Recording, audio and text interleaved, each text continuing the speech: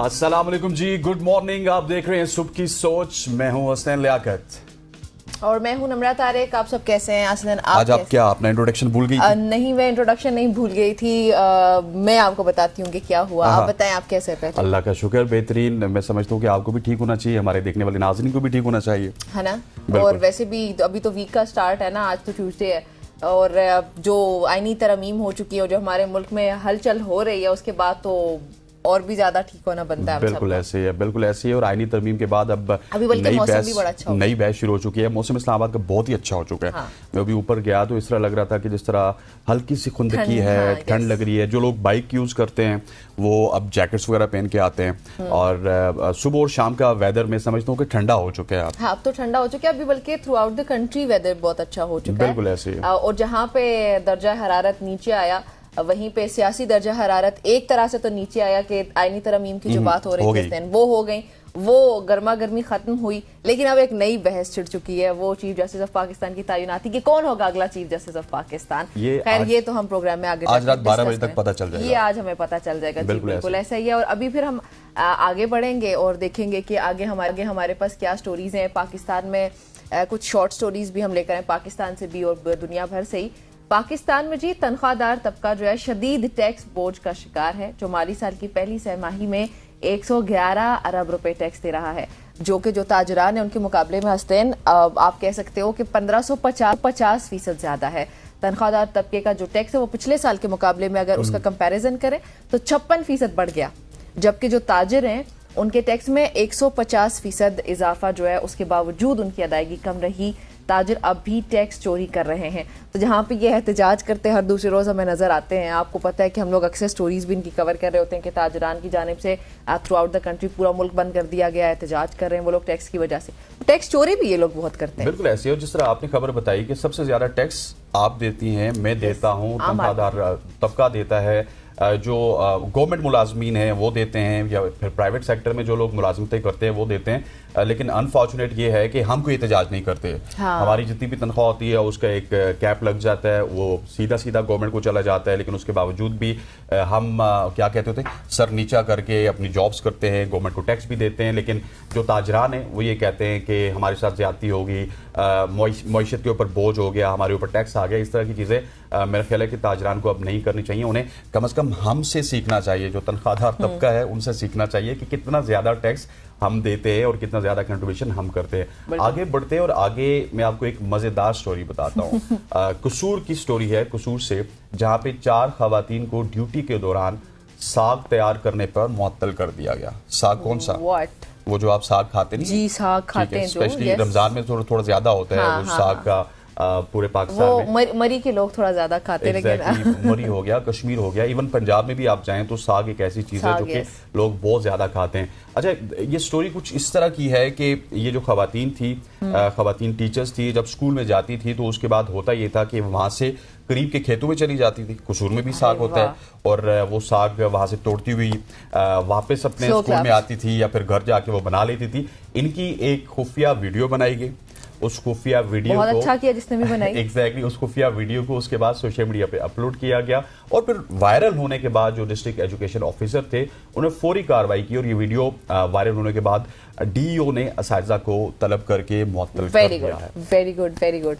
अभी slow claps नहीं, अभी तो असल में खुशी वाले क्लैप्स हैं कि भाई अच्छा गवर्नमेंट स्कूल्स में अक्सर ये मैंने रिवायत देखी है कि टीचर्स इसी तरह करते हैं। या तो वो इवन कई बार हमने ऐसी खबरें भी रिपोर्ट की जहाँ पे टीचर्स जो हैं वो स्कूल्स में पहुंचते हैं और वो बच्चों को कहते हैं हमें चाय बना दो, कॉफी बना दो, और वो इस तरह की एक्टिविटीज हो रही होती है, उनसे पर्सनल काम करा रहे होते हैं, टीचर्स वहां पे बैठ के खा पी रहे होते हैं, then they go back home. Exactly ऐसे ही है। तो ये बड़ी ही अच्छी खबर थी भाई कसूर से, जहाँ पे टीचर साग पका रहे हैं और उनको मुअत्तल किया गया है। क्यों साग पका रहे हो भाई? घर जाके पकाओ, वहां पे बैठ के खाओ, यहाँ पे पढ़ाने आए हो। 8 बजे आते हैं, 2 बजे तक आपकी जॉब होती है, 2 के बाद कर लिया आप पैसे ले रहे हैं, उनको हलाल करें जो भी आप काम कर रहे हैं। खुदा ना खास्ता 2 के बाद आप साग चुन भी लें, साग जाके बना भी लें। ये क्या वजह है कि 8 बजे से लेके 2 बजे तक आप साग चुनेंगी? बच्चों का क्या होगा? मैंने आपको बताया ना कि अक्सर रिवायत है, सिर्फ साग की बात नहीं, शायद वहां पे और चाय भी बनती हुई होगी, पराठे पकते हुए होंगे साग के साथ भी। तो खैर चलें जी, एक और हमारे पास अच्छी खबर है कि पाकिस्तान और चीन के दरमियान जी एक नई शराकतदारी का आगाज हो रहा है हसनैन।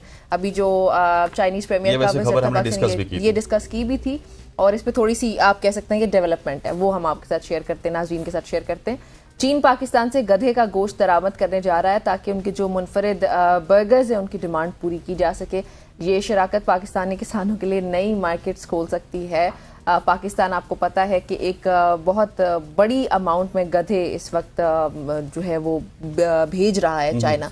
तो अब गोश्त की जो एक्सपोर्ट है वो बढ़ जाएगी और चाइना जो है फिर वो उस गोश्त को बर्गर्स के लिए इस्तेमाल कर सकता है। और उसके अलावा भी हमने बहुत डिस्कस किया था कि किन मकासद के लिए मुझे लगा यूज कि होता आप ये बोलेंगी कि जो पाकिस्तान है वो बहुत बड़ी तादाद में गधे प्रोड्यूस कर रहा है। प्रोड्यूस भी कर रहा है ना। पिछले साल भी हमने जो खबर शेयर की थी स्टेटिस्टिक्स के मुताबिक 1 लाख गधे की तादाद में जो है ना इजाफा हुआ था और वो फिर एक्सपोर्ट भी बढ़ती चली जा रही है और चाइना उसमें सबसे बड़ा हमारा आप कह सकते हैं कि वो खरीदने वाला मुल्क है। और ये मेरा ख्याल है कि इत्तलात के मुताबिक जो एससीओ कॉन्फ्रेंस हुई है उसमें ये एमओयू साइन हुआ।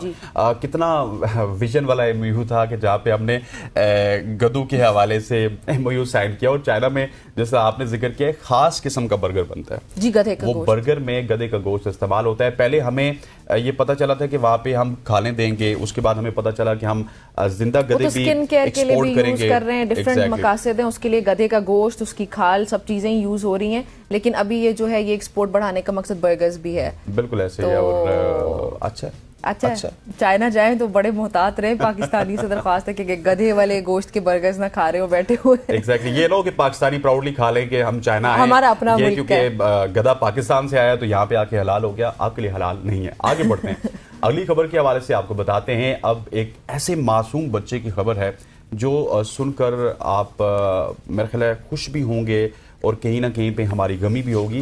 खिदमत खल्क के एहसास से भरपूर ये बच्चा जिसको दिमागी कैंसर से ये वफात पाए और वफात पाने के बाद मासूम बच्चे की बेलोस कुर्बानी इस वक्त हर शख्स की जुबान ज़द-ए-आम है। इस बच्चे का ताल्लुक चीन से है जो कि 11 साल की उम्र में वफात पा गया, लेकिन इसने अपने तमाम तर जो आज़ा हैं वो अतिया कर दिए और जिसने कई लोगों की जानें बचाई हैं।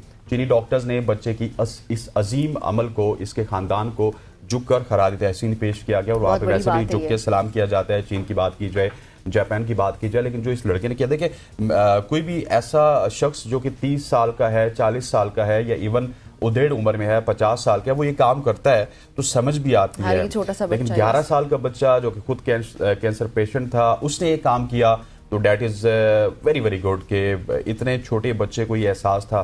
खैर वो वफात पा गया लेकिन उसने अपना जो अतियात है वो अपने जो आज़ा हैं वो उनका अतिया कर दिया। चलें जी, बिल्कुल ये ठीक हो गया। अच्छा, उसके अलावा हसनैन आपको वैसे सूरज किस रंग का है? हम मतलब सन, इवन जब हम बचपन से मुझे याद है कि हम ड्राइंग करते आते हैं, ये भी देखें जरा, ये येलो आ रहा है हमारी जो लोगो है उसमें भी किस रंग का होता है सूरज? आप मेरे से नहीं, वैसे पीले रंग का होता है। दुनिया से सवाल कर ले तो उसका जवाब आएगा पीला होता है। yes, पीला होता है। लेकिन मैं आपको मजे की बात लोग आपको कहेंगे कि गलत कुछ बताने लगी है क्योंकि पीला होता है। हमने बचपन से पीला ही देखा। पीला, हम कलर भी येलो ही करते हैं जब हम ड्राइंग कर रहे होते हैं। लेकिन आज मैं आपको मजे की इन्फॉर्मेशन आपके साथ शेयर करती हूँ।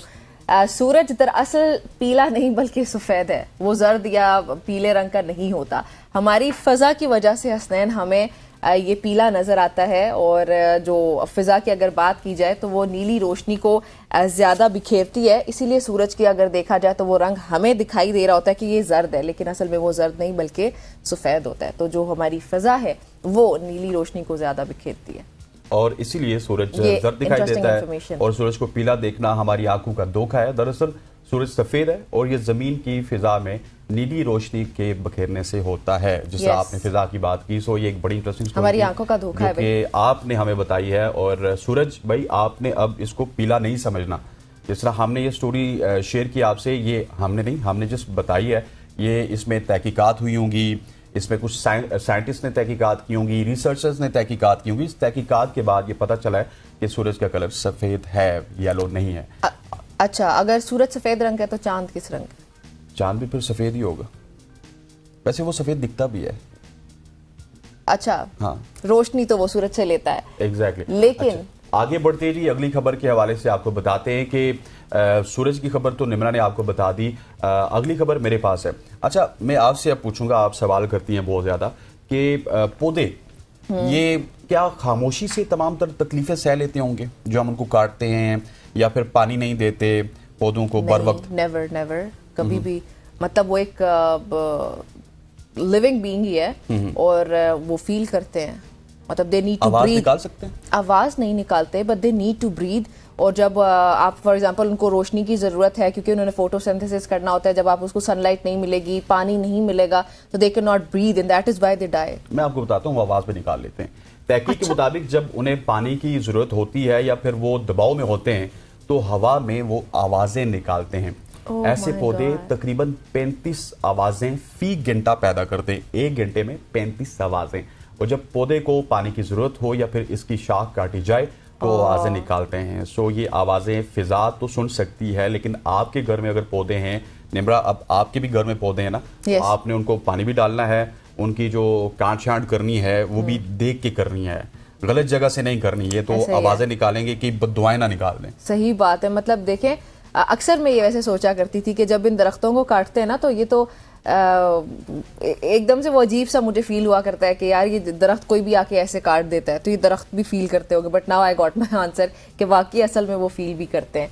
अच्छा खैर, वफादार कुत्ते को हमेशा वफादार जानवर कहा जाता है। घोड़ा हो गया या कुत्ते हो गए, ये सबसे ज्यादा वफादार जानवर कंसिडर किए जाते हैं। लेकिन अक्सर लोग जो होते हैं वो कुत्तों की जो वफादारी होती है उसको वैल्यू नहीं करते हैं। लेकिन एक खबर होता है हमारे यहाँ, यही कहा, हाँ कुत्ता तो कुत्ता ही है भाई, इसका तो काम ही है इस तरह ना। तो खैर एक खबर ऐसी है जहाँ पे वफादार कुत्तों की इज्जत अफजाई हो रही है। नेपाल में जो नाजरीन ये मनाया जाने वाला कुकर त्यौहार है, ये कि इसका नाम है कुकर त्यौहार। तो इस त्यौहार में जो वफादार कुत्ते हैं ना, उनकी इज्जत अफजाई की जाती है। ये जो दिन होता है इसमें कुत्तों को रंग बिरंगे ये हार, जैसे विजुअल्स में हम देख भी रहे हैं, हार पहनाते हैं, फिर उनको मुख्तलिफ तरह के खाने दिए जाते हैं।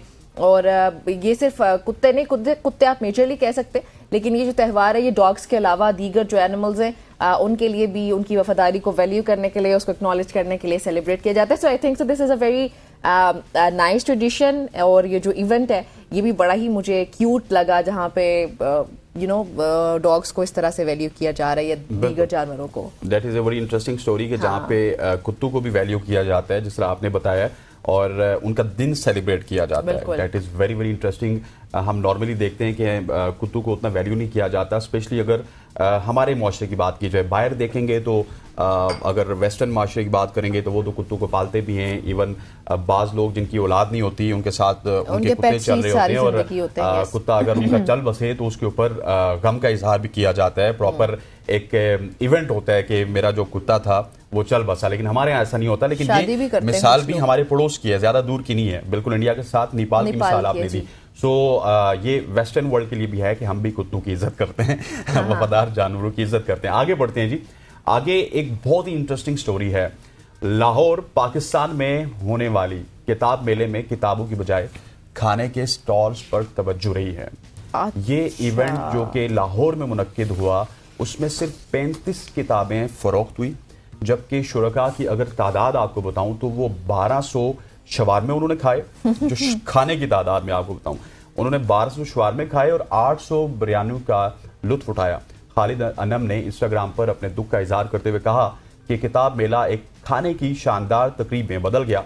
सवाल यह है कि सकाफती तकरीबात में लोगों की तरजीहात क्या हैं, जबकि किताबों के मुकाबले में खाने की मोहब्बत ने हर चीज को पीछे छोड़ दिया और किताबों का फरोख्त का जो तनासब था वो सिर्फ 4% रहा है। और खाने का तो जो आप हिसाब बता रहे हैं वो तो 100% से भी ऊपर रहा। We are talking about Lahore, जो कि अदबी सरगर्मियों का मरकज रहता था, जो कि सकाफती सरगर्मियों का मरकज रहता था। और किताबें, एग्जैक्टली, वो लाइब्रेरीज, ये सब तो आपको पता है, बाजार लाहौर के वो तो मशहूर है सब के लिए, अदब के लिए, जो जैसे आप वैसे मुझे ये बताएं कि आपने लास्ट टाइम कब किताब खरीदी थी? मैंने अ मंथ अगो। बड़ी तेज है यार। हाँ, लेकिन मतलब मैं हैरान यहाँ पे ये हो रही हूँ कि अच्छा मेला ही किताबों का है, तो आप या तो फिर किताबें लेने के लिए जाएं, नहीं तो खाने के लिए आप रेस्टोरेंट चले जाएं, लेकिन जाके इतने अच्छे इवेंट की तौहीन मत करें, क्योंकि जो देखने वाला है उसके लिए फिर ये बड़ा नॉर्मल हो जाएगा कि किताब की जैसे कोई वैल्यू नहीं है, और किताब की बहुत वैल्यू। अच्छा, इस हवाले से मैंने कल एक पोस्ट भी पढ़ी थी, उसके ऊपर एक शेर था, वो मैं आपको सुना देता हूँ, क्योंकि किसी का शेर है, अब मुझे पता नहीं कि किसने लिखा। लाहौर किताबों का शहर था, हमने कबाबों का शहर बना दिया। अरे, लाहौर किताबों का शहर था, हमने कबाबों का शहर बना दिया। लाहौर पढ़ाई का शहर था, हमने कढ़ाई का शहर बना दिया। अफसोसनाक, बड़ी ही गहरी बात की है किसी ने 2 मिसरों में, लेकिन अफसोसनाक है ये हमारे लिए, और सोचने का मकाम भी है कि हम किस तरफ जा रहे हैं, हमने अदब को कहाँ छोड़ दिया, हमने अपनी रवायात को कहाँ छोड़, सब कुछ किस तरफ चला जा रहा है, हमें कुछ समझ नहीं आ रहा। हम किस तरफ जा रहे हैं? हम इस वक्त ब्रेक की तरफ जा रहे हैं। ब्रेक लेते हैं, ब्रेक के बाद वापस आएंगे तो पाकिस्तानी मुईशत के ऊपर बात करेंगे। Stay with us.